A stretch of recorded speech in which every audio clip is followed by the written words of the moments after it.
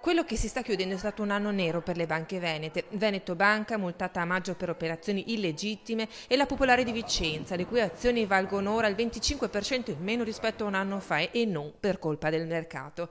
A farne le spese un sistema che non è stato all'altezza delle promesse sono ora gli artigiani, che vedono allontanarsi sempre più il miraggio dei finanziamenti alle proprie attività. Lo hanno ribadito oggi gli artigiani del CNA e dell'UPA. Le imprese soffrono di due realtà. La prima, che è quella legata a non essere pagati dagli enti pubblici, non essere pagati dal privato, e in secondo luogo soffrono che le banche del territorio, quindi coloro che davano effettivamente aiuto e un credo alle piccole imprese, sono fallite, sono saltate. Ricordo le BCC, ricordo le popolari, le quali criticavano addirittura le piccole imprese per i loro bilanci. In realtà erano le prime a fare bilanci taroccati. Le banche sono state aiutate moltissimo, bene, loro devono adesso aiutare veramente le imprese. I numeri parlano chiaro: dal 2011 al 2014 le imprese padovane hanno subito una riduzione dei finanziamenti quantificabili in quasi 2 miliardi di euro. Le più penalizzate sono le imprese individuali, una situazione in cui si fa fatica a vedere una luce in fondo al tunnel.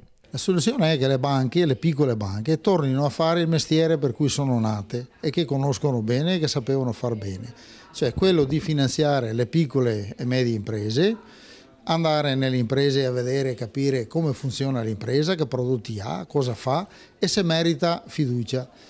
Mentre purtroppo queste banche hanno deciso di percorrere strade diverse. Strade che hanno portato a chiudere i rubinetti ancor più di prima.